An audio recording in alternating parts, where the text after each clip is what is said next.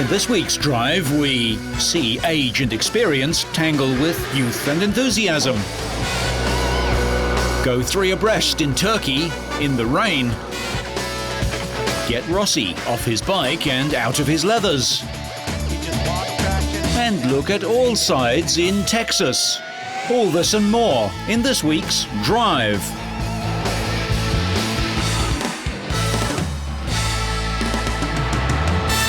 This week we start off in South Africa at the Grand Prix Masters. The only requirements are that drivers must be over 45 and still able to handle a single-seater generating 650 brake horsepower.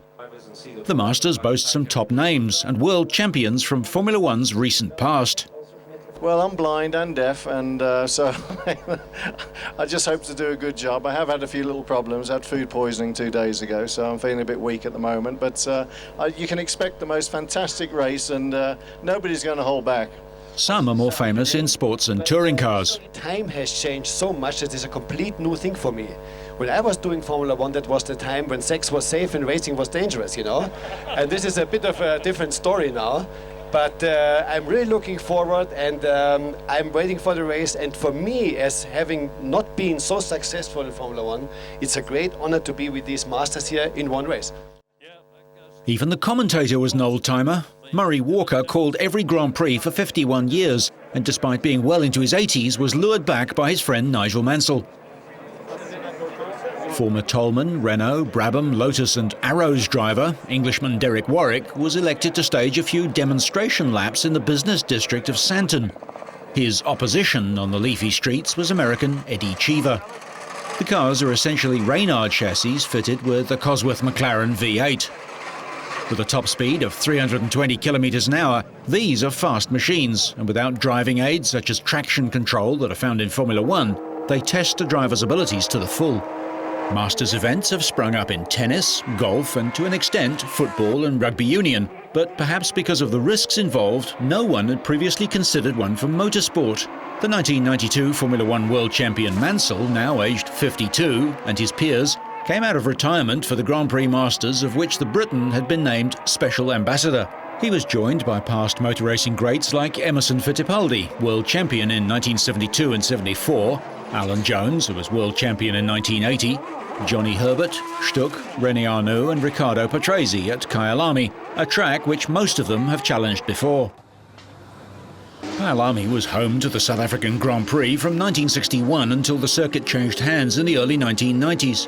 At nearly 1,800 metres above sea level and prone to high temperatures and sudden, savage thunderstorms, the track has unique challenges for engineers and drivers alike. In qualifying, Nigel Mansell was dominant, out to repeat his victories of 1985 and 1992. It was an awesome lap I put together. I slid it around the first, second and third turn, and I hope they got it on telly because there was nothing left in the car, nothing left on the track. It was just one of those perfect laps. For many years, Kyalami had a mile-long downhill straight, one of the fastest pieces of tarmac in world motorsport. Then the track was extensively remodelled, new pits built, and that iconic long straight was scrapped. Two-time Formula One world champion Fittipaldi joined Mansell on the front row, the Brazilian just over half a second slower. A fraction off his pace sat Italy's Riccardo Patrese. Well, it could be a very tough race. The last sets of tires I had, I saw Nigel say, I'm going to follow Nigel. He back off, I back off, he back off. And I lost my quick lap. And it didn't happen, but I mean, I want to congratulate Nigel and Riccardo to doing a great job. I'm very proud to be here with all these great champions, and it'll be a great show tomorrow. I mean, we're going to drive as hard as we always drove. I mean, qualified today was coming right on the edge. Patrese is the most experienced driver in Formula One history with 256 Grand Prix starts. Although no longer the host of a Formula One Grand Prix, the track is still occasionally used for hot weather testing, especially during the Northern Hemisphere winter. Australian Alan Jones, world champ in 1980, was a non-starter, forced out and declared unfit to race with severe neck spasms after practice. His place was taken by reserve driver Eliseo Salazar of Chile. From the first corner, the 30-lap Grand Prix proved beyond any doubt that the Masters have lost nothing when it comes to enthralling race fans. The Kyalami race venue was declared a sellout, and searing heat baked down on the 70,000-strong crowd. Mansell grabbed an immediate lead, which he wouldn't lose, despite the very best efforts of several drivers. Stefan Johansson slid off the track on lap 3, the Swede making a minor piece of motor racing history, becoming the first driver to crash out of a Grand Prix Masters race. France's Jacques Laffite struggled with technical problems throughout the race and pitted several times. Before the beginning of the race, Fittipaldi's car stalled on the grid, but the rules of the race allowed him to overtake in the warm-up lap to take his place on the grid for the start of the race. With big horsepower and minimal electronic aids, drivers put on a good show, power sliding their way through the unforgiving high and low-speed bends and steep hills of Kyalami. The equal nature of the cars allowed the drivers to race extremely closely throughout. Laffite eventually collided with compatriot René Arnoux in the closing stages of the race. Laffite left the track for good, while Arnoux finished at the back of the field in 12th.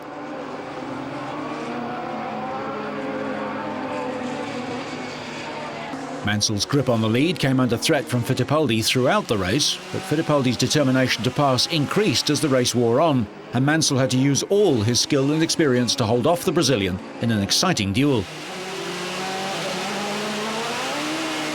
The battle continued right up until the final lap, but Mansell won the first Grand Prix Masters race in a time of 50 minutes and 55 seconds, with Fittipaldi just 0.4 of a second behind in second place.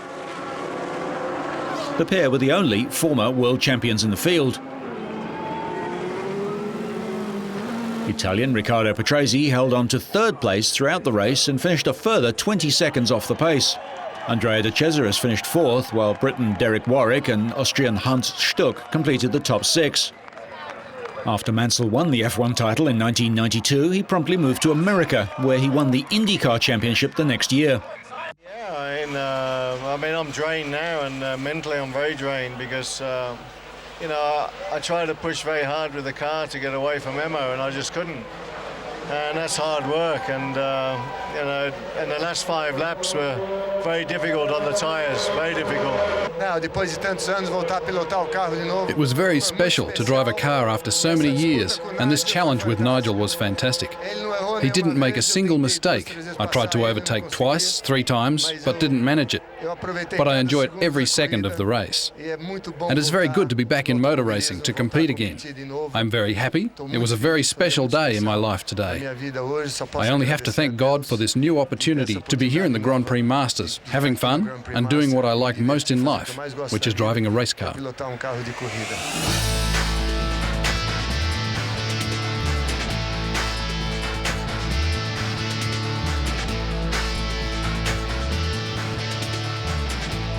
The 5th and final stage of the 2005 Le Mans Endurance Series took the teams and drivers to Istanbul in Turkey. The 6-hour race took place in treacherously wet conditions, with Emmanuel Collard and Jean-Christophe Boulon on pole in their Pescarolo C60, and Collard maintained their lead through the first corner of the race in the difficult conditions. Nicolas Minassian took over in front for Creation Autosportif when Collard and Boulon pitted for fuel, tyres and a driver change. With Boulon at the wheel, though, the Pescarolo fought its way back past Stefan Otelli in the Audi R8 to move into second place. And then past a struggling Minassian to retake the lead, as changeable grip, spray and traffic made racing difficult. In the LMP2 category, the MG Lola of Mike Newton and Tommy Erdos won their class, although Gareth Evans, Peter Owen and Guy Smith claimed the title. Meanwhile, in LMGT1, the Ferrari 550 Maranello of Michele Bartian, Tony Seiler and Christian Pescatore took the win and the title. And in LMGT2, there was a first win of the season for the Scuderia Ecosi Ferrari number 93 of Andrew Kirkcaldy and Nathan Kinch.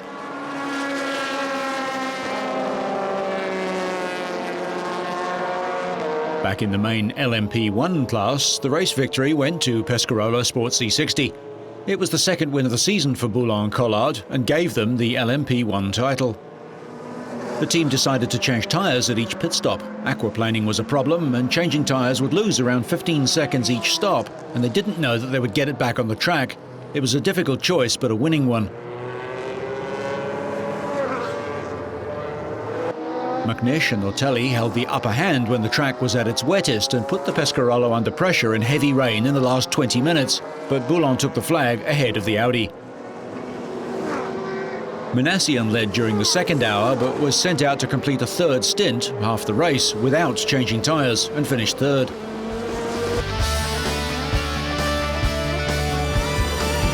The Champ Car Series finished its season 8,100 feet above sea level at the Mexico City Grand Prix. A large crowd watched the race, even though the championship had already been finalised. Denmark's Ronnie Bremer, ironically sponsored by American Medical Rescue, was dropped out of the race early when he lost control of his car on the 19th lap and slammed into the tyre barrier. After the debris was removed, the track cleaned and the barrier replaced, the green flag came back out and racing resumed as drivers jockeyed for position. Canadian Paul Tracy tussled with Rodolfo Lavigne, but their scrap took them to the outside of the track, allowing ex-Jaguar Formula One pilot Justin Wilson to sneak by and snatch the lead.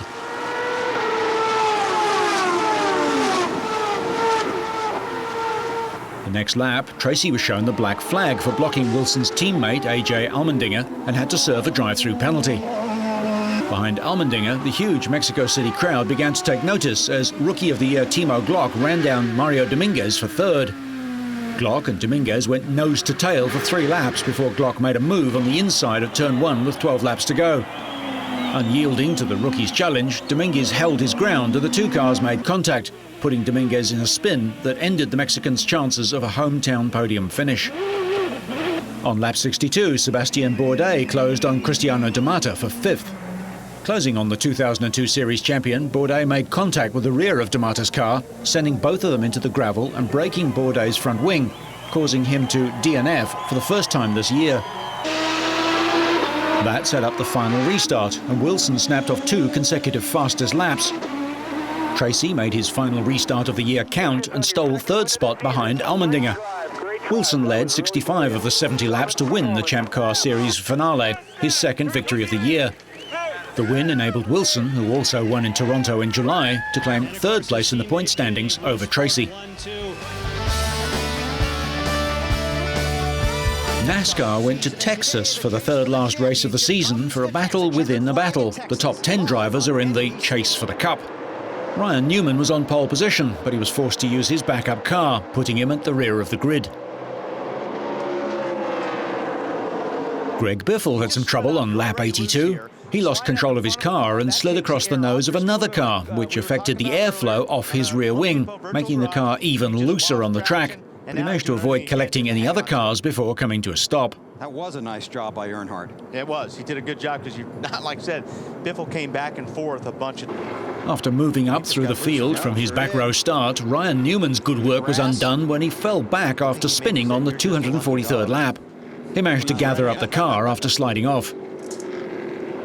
50 laps later, Biffle was in trouble again. He started the day 3rd, but would finish 20th and slipped to 4th in the standings. Lost it. Yes. Carl Edwards erased a 12-car lead held by his teammate Mark Martin before passing him on the outside, coming off turn 2 on lap 333 of the 2.4-kilometre oval. Edwards held on to the lead to earn his 4th victory of his first full season in NASCAR's top series. He also narrowed his deficit behind chase leader Tony Stewart from 107 to 77 points. The win moves Edwards into joint 3rd place in the season-ending standings for the title in America's Stock Car Racing Premier Series. Only 2 races remain. Tony Stewart finished 6th and saw his lead in the chase for the Cup drop from 43 points to 38 over Jimmy Johnson, who managed to pass Stewart 2 laps from the end and finish 5th. And he stopped.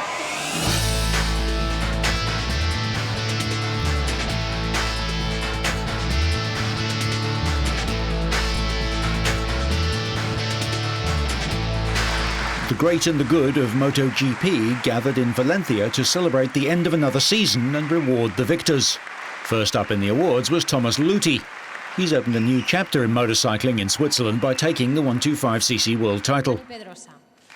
Dani Pedrosa claimed the 250cc world title in Australia, but he finished his season with victory in front of his home crowd in Valencia. It was his 8th win of the season and 15th in the 250 class. The 20-year-old Catalan, who has won 3 consecutive world titles in the 250 and 125 categories, moves to the MotoGP class next year. The big awards of the night came in the MotoGP category. Nicky Hayden claimed 3rd place after coming 3rd in Spain on his Honda. 2nd place went to Marco Melandri, who clinched 2nd place behind Valentino Rossi after winning the season-ending race. That win ensured he finished 14 points ahead of American rival Hayden in the standings. The man everyone wanted to see was Rossi. The Italian Yamaha rider clinched his 5th straight Premier Class world title by coming 2nd in the Malaysian Grand Prix at the end of September. On his way to his 7th career world title, Rossi won 11 races this year and remarkably was only off the podium twice in 17 events. It looks good, doesn't it? For sure, the number of races, the amount of races are a lot, 11. But always a great battle with different riders also. I think this year had incredible racing, incredible race with a lot of overtake, a lot of show for everybody. And I think MotoGP year by year is always better. Rossi has been linked to Ferrari's Formula One team and has tested the car several times.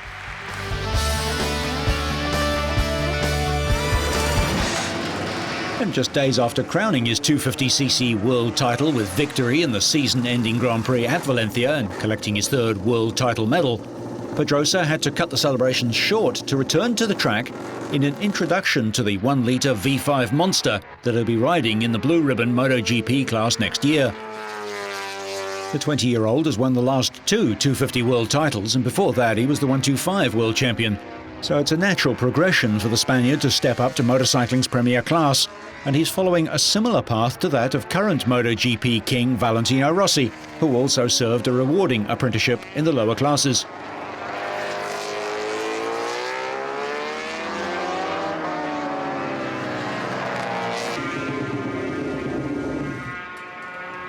The jockey-sized Pedrosa didn't feel the need to hit top speed in testing, instead focusing on finding a comfortable seating position on the big bike.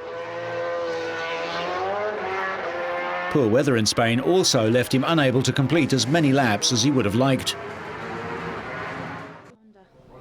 Well, I think new experience for me, and also is so different between 250 and MotoGP bike, so I'm trying to get used to, get family with the team also, and today we didn't have a great day because it was raining, but I hope to make more runs and laps and get better feeling.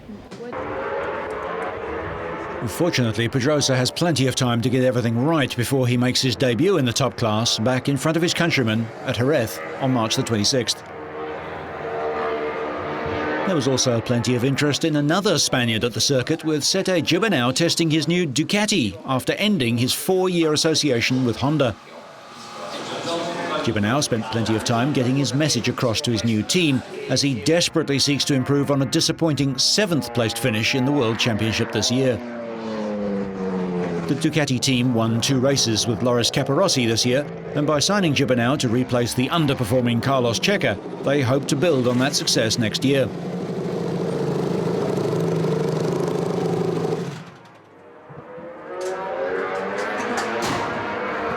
Casey Stoner also received his fair share of attention. The young Australian was runner-up to Pedrosa in the 250cc class, and he's been given a chance by the Sito Pons Run garage to show that he's ready for a step up to MotoGP next season. Despite doing some early laps in lovely Spanish sunshine, the 20-year-old was later frustrated by the rain, which denied him valuable time on the track. No, so far it's been very good. The weather hasn't been great because we haven't been able to get a lot of track time, but other than that, it's been, it's a dream come true, and we're a step closer to, doing what I've always wanted to do, and, this has been the Premier Class. There was drama for Spanish veteran Carlos Checa as he crashed on just his 3rd lap with the Pons Honda team. The crash-prone Checa, dubbed Chucker for his frequent off-track flings, was transferred to a local hospital with chest contusions but was unhurt, until team owner Sito Pons caught up with him anyway.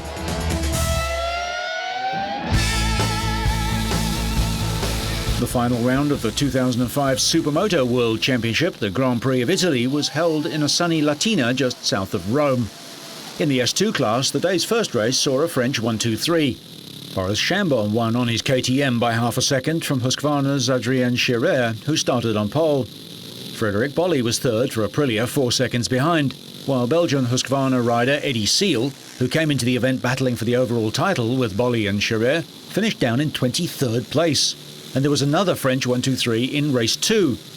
Scherer went one better this time, first place giving him the day's overall S2 Grand Prix of Italy victory. He edged out his brother and fellow Husqvarna Thomas by 1.21 seconds. Boris Chambon was third and Eddie Seal sixth.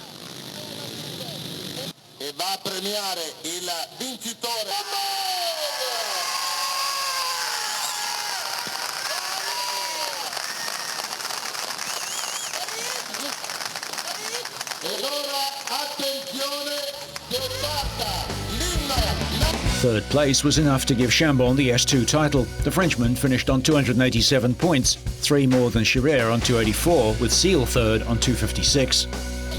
In the S1 class, race 1 saw France's Thierry van den Bosch continue his winning form, winning on his KTM 4.5 seconds clear of Bernd Hiemer of Germany. Another German, Jürgen Kunzel, was third, making it an all-KTM podium. Championship leader Gerard Delapine was fourth on his Husqvarna. It was a similar story in race 2. Van den Bosch won again, nearly 5 seconds ahead of Hiemer. Italy's Ivan Lazzarini was third for Husqvarna, 12 seconds further back. So the S1 class's win went to Van den Bosch. Delapine was sixth in race 2, enough to give him sixth overall in the Grand Prix, and more importantly, secure him the championship.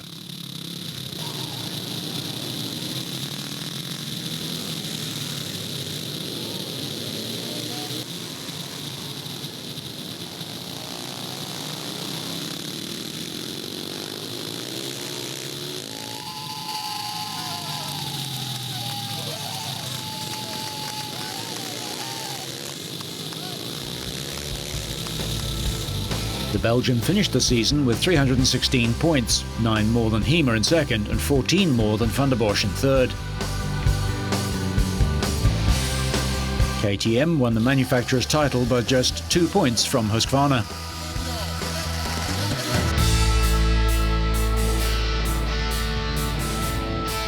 And finally, the Painted Desert is in the arid Australian outback. It was in this area that the desolate desert scenes in the iconic Mad Max movies were filmed.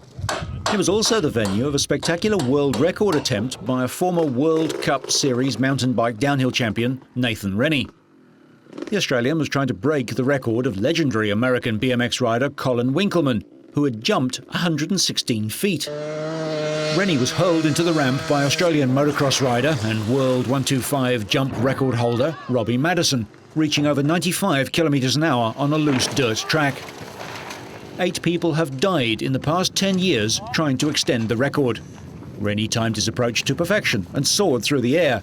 In fact, his approach was so good that he crashed on landing after over-jumping his down ramp, despite coming down on both wheels. Incredibly, the 24-year-old 95-kilo rider walked away from the crash, although his bike was totaled. 121 feet, that's a record in my book, but I just can't hang on to it, but I don't mind. That's fine. I mean, it'd be good to get in the Guinness Book of Records, but have it be known that that's the biggest jump. If anyone wants to come and get it, there it is. That's what you got to do. You got to step it up, you got to hit it, and you know I'll go bigger if you will. Rennie has no plans for a follow-up to get his record ratified. So whether you're one of the oldies in a spin, just bumping into old friends, or sharing a drink, so you stay on track and up to speed, make sure you catch next week's Drive.